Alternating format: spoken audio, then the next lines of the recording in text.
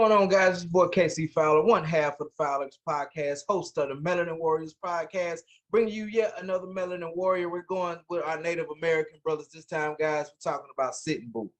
So Sitting Bull was born in 1831. According to his great-grandson, he was born along the Yellowstone River south of present-day Miles City, Montana. He was named Hoka Sice, or Jumping Badger, at birth.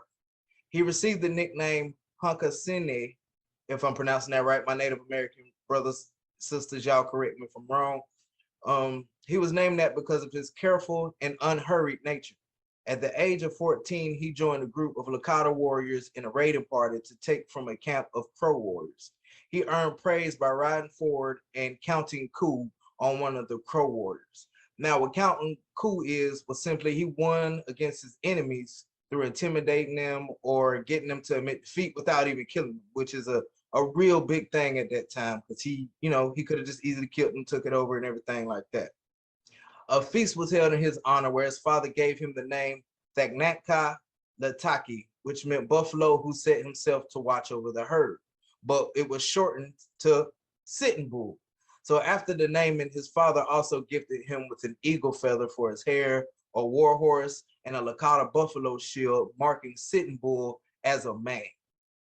So during the Dakota War of 1862, Sitting Bull was not directly involved in this conflict, where tribes, in an attempt to drive out the whites, as they called them, for the negative way they were treated by the government, they killed between 300 to 800 settlers. Even with the American Civil War going on, the Army retaliated. 2,200 soldiers led by Brigadier General Alfred Sully attacked the villages of the Native American people, even attacking the villages who had nothing to do with the attack on the settlers at all. So the defenders of this attack were led by Sitting Bull, Gall, and Inkpaduta. I'm sorry, y'all, if I didn't say that right. Once again, my Native American brothers and sisters, leave it in the comments. Tell me how to say it right. However, the Lakota and the Dakota were driven out, but they continued to fight at the Battle of the Badlands. In September, Sitting Bull and 100 warriors came across a small party near what is now known as Marmarth, North Dakota. The party was left behind by Captain James L. Fisk to do repairs on an overturned wagon. When Sitting Bull led the attack, he was shot in the hip by a soldier. The bullet exited through the small of his back, but the wound was not fatal.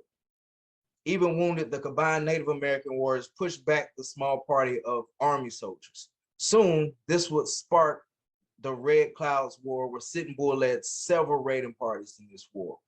So this is part one, guys, 3 parts total. So this is part one, ladies and gentlemen, of the great Melanin warrior Sitting Bull, who despite his cool demeanor, continued to fight and lead his people to battles against the injustice they faced.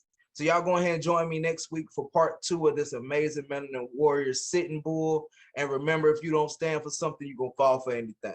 It's your boy.